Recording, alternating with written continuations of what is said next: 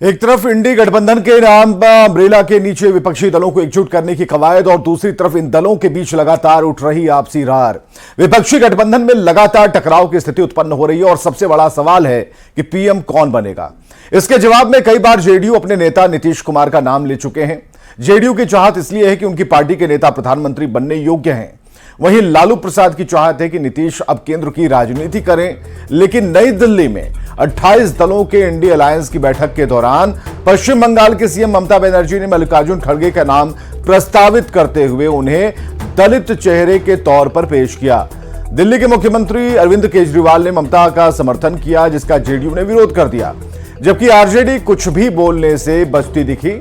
हालांकि खड़गे ने खुद कहा कि चुनाव बाद किसी चेहरे के नाम पर सहमति बनाई जाएगी और ऐसे में सवाल उठता है कि क्या इंडी गठबंधन के अगुवा नीतीश कुमार के लिए आरजेडी पीएम उम्मीदवारी की मांग करेगा।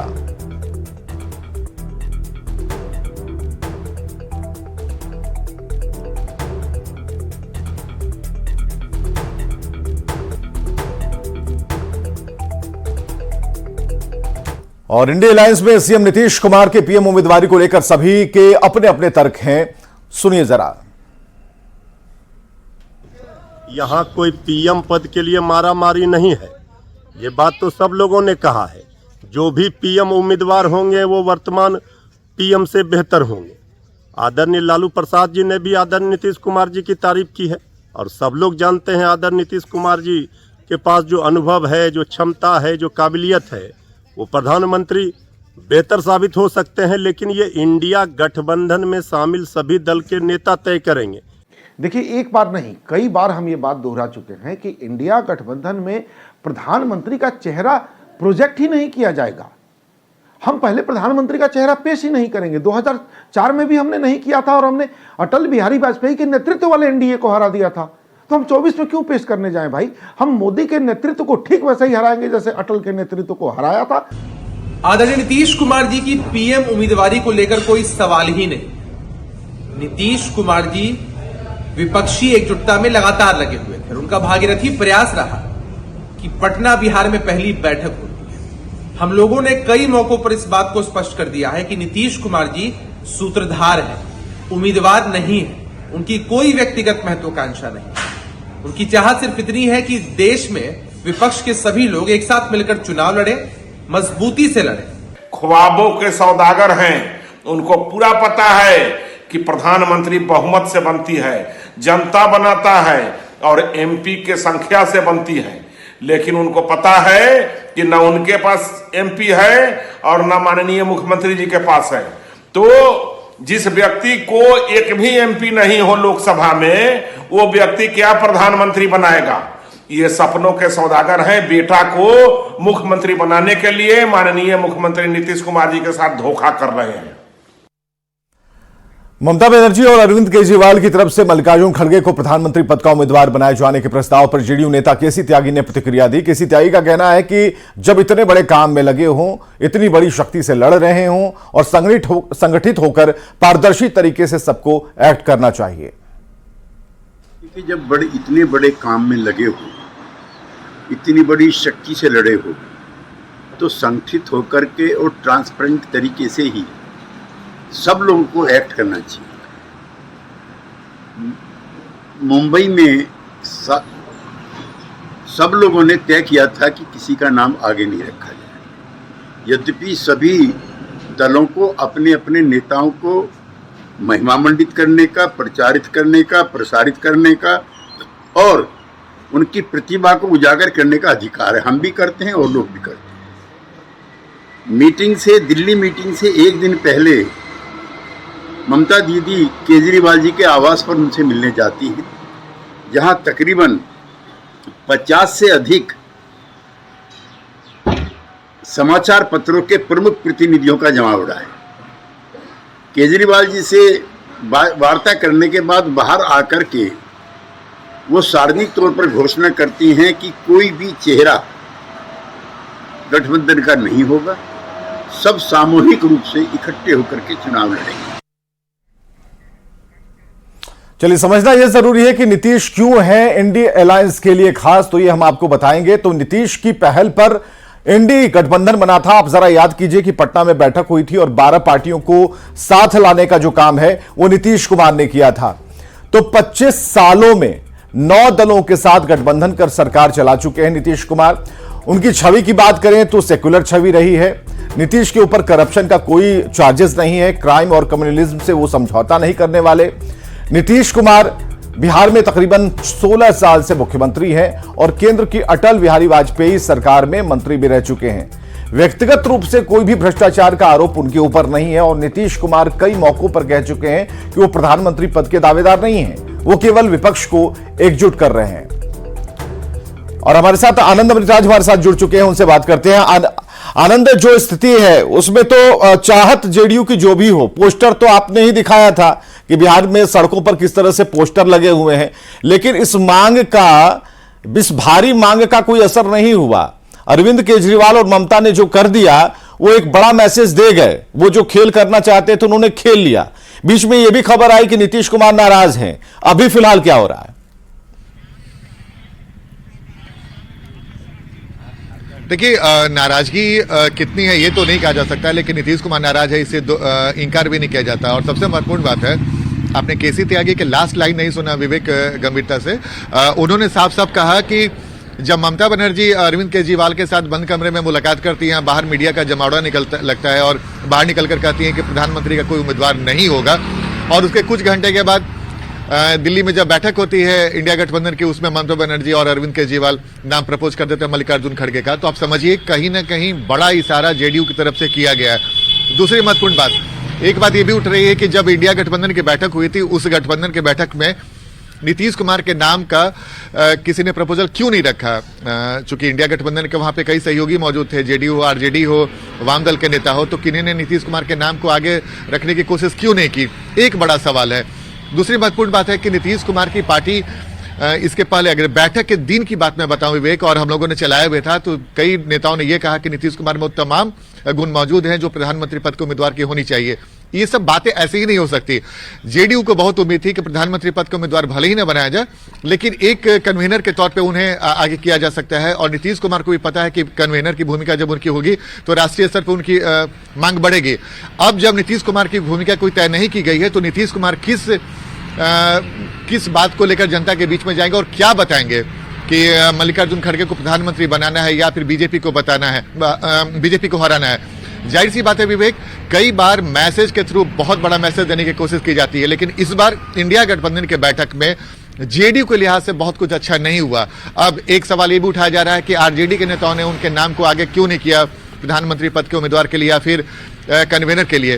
तो आपको याद होगा कि तेजस्वी यादव का कुछ दिन पहले एक बयान आया था जिसमें उनसे पूछा गया था, तो उन्होंने कहा था कि न मुझे सीएम बनने की जल्दबाजी है, न इन्हें पीएम बनने की। वो भी बात बहुत बड़ी बात हो जाती है। और अगर आप इस परिदृश्य में देखें, तमाम बातों को अगर आप मिलाएं सिलसिलेवार ढंग से, तो ये साफ हो गया कि कई सारी ऐसी बातें हैं जिसके पेच को सुलझाने की कोशिश नहीं की गई, खासकर नीतीश कुमार की भूमिका को। नीतीश कुमार वो नेता है जिन्होंने सबसे पहले पटना में एक बैठक बुलाई जिसमें तमाम बड़े नेता एक साथ शामिल हुआ, और शायद ये पहली बार है कि जब इतनी बड़ी संख्या में विपक्षी पार्टियों का जुटान हुआ था। तो जाहिर सी बात है नीतीश कुमार की और उनके पार्टी की इच्छा रही होगी कि भाई उनकी एक बड़ी भूमिका हो, ताकि उस भूमिका के सहारे पूरे देश में वो घूमे।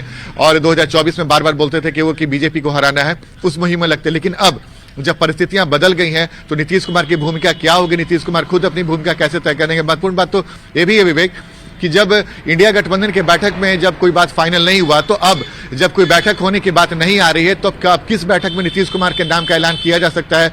वो भी तब जब राहुल गांधी अपने दूसरे चरण के यात्रा पर निकलने वाले हैं।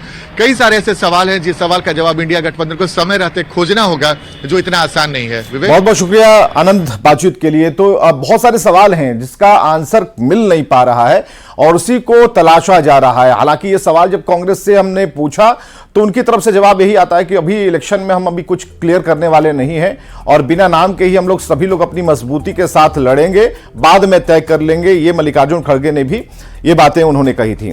चलिए आगे बढ़ते हैं। केंद्रीय ग्रामीण विकास एवं पंचायती राज मंत्री गिरिराज सिंह ने एक बार फिर लालू और मुलायम परिवार पर निशाना साधा है। उन्होंने कहा है कि बीजेपी एक ऐसी पार्टी है जो वंशावली पर नहीं चलती, राजा का राज नहीं है। मुलायम सिंह का बेटा अखिलेश यादव ही मुख्यमंत्री बनेंगे और लालू प्रसाद के बेटे तेजस्वी यादव ही मुख्यमंत्री बनेंगे। ये भारतीय जनता पार्टी में नहीं है। हम जात पात नहीं करते, कार्यकर्ताओं को देखते हैं। भारतीय जनता पार्टी एक ऐसी पार्टी है जो बंसाबली पे नहीं चलता, राजा का राज नहीं है कि अखिलेश यादव का बेटा, ये मुलायम सिंह का बेटा अखिलेश यादव ही मुख्यमंत्री बनेंगे और लालू यादव का बेटा तेजस्वी यादव ही उप मुख्यमंत्री बनेगा। ये भारतीय जनता पार्टी में नहीं है। हम जात पात नहीं करते, हम कार्यकर्ता को देखते। आज 3 मुख्यमंत्री बने हैं, तीनों कार्यकर्ता हैं और मोहन यादव कुल खानदान से आता है, लेकिन राजा के खानदान से नहीं आता है। और पटना से बड़ी खबर आ रही है। लोकसभा चुनाव को लेकर बड़ी खबर है। बड़े पैमाने पर स्थानांतरण की तैयारी चल रही है। 31 जनवरी तक अफसरों का ट्रांसफर किया जाएगा। 3 साल से एक ही जगह पर जमे अधिकारियों का ट्रांसफर होना है और चुनाव आयोग ने इन्हें हटाने का आदेश दिया है। एडीएम, एसडीएम, बीडीओ का ट्रांसफर होगा। एडीजी, आईजी, एसपी का भी ट्रांसफर किया जाएगा। अफसरों को शपथ पत्र बनाने का निर्देश जारी कर दिया गया है और अफसरों को यह शपथ पत्र देना होगा।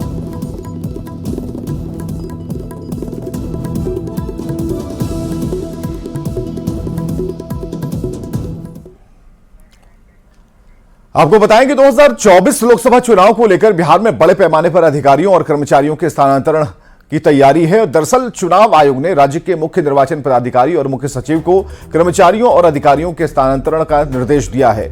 यह वैसे कर्मचारी और अधिकारी हैं जिनका चुनाव कार्य से सीधा संबंध है। साथ ही अधिकारियों को एक शपथ पत्र भी लिखकर जमा करना है, जिसमें यह भरना होगा कि उनका कोई नजदीकी लोकसभा चुनाव में उम्मीदवार नहीं है। और इस बारे में और अधिक जानकारी दे रहे हैं संजय कुमार। बिहार में बड़े पैमाने पर कर्मचारियों और अधिकारियों के स्थानांतरण की तैयारी शुरू हो गई है। दरअसल लोकसभा चुनाव 2024 को देखते हुए चुनाव आयोग ने बिहार के मुख्य सचिव और निर्वाचन पदाधिकारी को यह निर्देश दिया है। लोकसभा चुनाव के पूर्व आयोग ने 3 साल से एक ही स्थान पर या फिर गृह जिले में जमे हुए अधिकारियों को स्थानांतरित करते हुए 31 जनवरी 2024 तक उसकी रिपोर्ट चुनाव आयोग में भेजने का निर्देश दिया है। साथ ही आयोग ने चुनावी ड्यूटी से जुड़े अधिकारियों से 2 प्रकार के शपथ पत्र की मांग की है।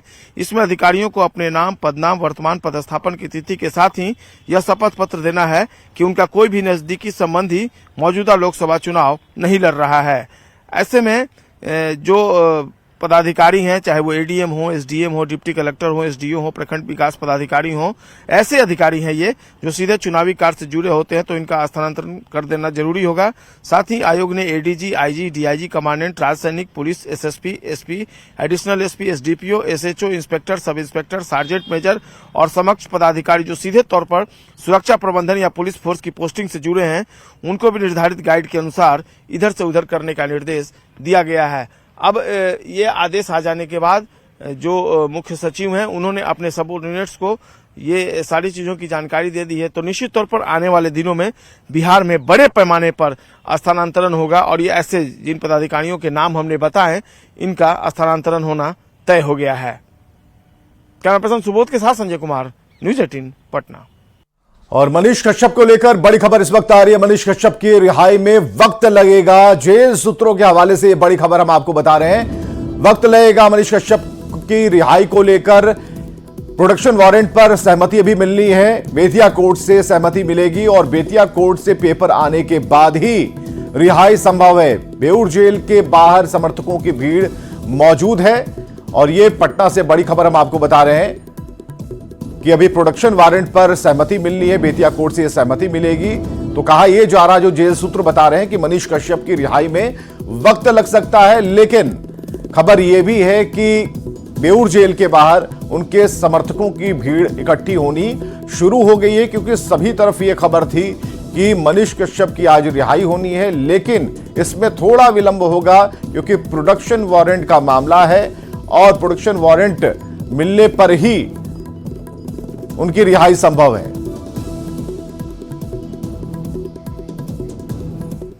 तो तमिलनाडु में कथित तौर पर मजदूरों की पिटाई का फर्जी वीडियो वायरल करने के मामले में जेल में बंद यूट्यूबर मनीष कश्यप की रिहाई होनी है और सुबह ही मनीष कश्यप जेल से बाहर निकलने वाले थे, लेकिन सूत्रों की माने तो बेतिया कोर्ट से प्रोडक्शन वारंट पर आदेश नहीं मिल पाया और इसके कारण रिहाई में देरी हो रही है।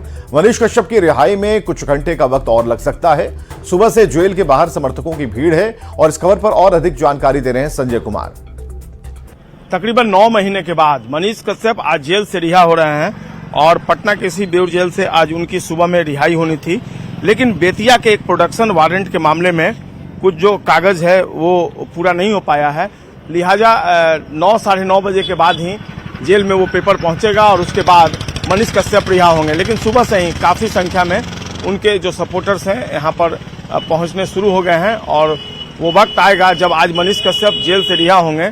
9 महीने की लंबी अवधि थी और बेतिया में ही उन्होंने सरेंडर किया था। उसके बाद तमिलनाडु के कथित वीडियो मामले में उन्हें गिरफ्तार कर लिया गया था, लेकिन पटना हाई कोर्ट से जो अंतिम बेल था वो मिल गया। पटना कोर्ट से परमिशन मिल चुका था, लेकिन बेतिया कोर्ट का मामला थोड़ा अटक गया, इसलिए अब तक उनकी रिहाई नहीं हो पाई थी। ऐसी उम्मीद थी कि सुबह में ही वो जेल से रिहा हो जाएंगे, लेकिन अब उम्मीद जताई जा रही है कि 9:30 बजे के बाद कभी भी मनीष कश्यप जेल से रिहा हो जाएंगे। उनके समर्थकों के लिए बहुत बड़ी खबर है, लिहाजा आज सुबह से ही मनीष कश्यप के समर्थक जो है वो जेल के बाहर डटे हुए हैं कि जब वो बाहर आ जाएंगे तब उनका स्वागत किया जाएगा। देखना होगा 9:30 बजे के बाद अब मनीष कश्यप की कब तक रिहाई हो पाती है। कैमरा पर्सन सुबोध के साथ संजय कुमार, न्यूज 18 पटना।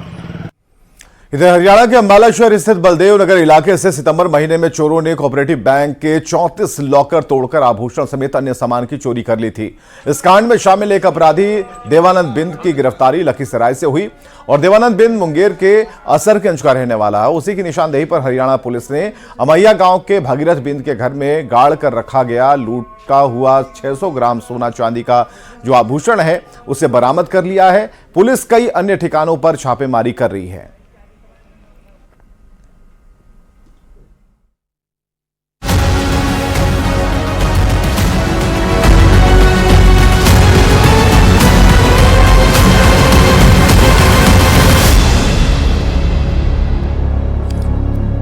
देश के कई राज्यों में कोरोना के नए वेरिएंट JN1 के मामले सामने आने के बाद बेतिया के गवर्नमेंट मेडिकल कॉलेज अस्पताल में स्वास्थ्य विभाग अलर्ट पर है। अस्पताल में कोविड वार्ड बनाने के साथ पूरे जिले के अस्पतालों को जोड़ने के लिए विशेष कंट्रोल रूम बनाया गया है, जहां से कोरोना मरीजों की मॉनिटरिंग होगी। बेतिया के JFCH में कोविड से निपटने के लिए तैयारियों का जायजा लिया मुन्ना राज ने।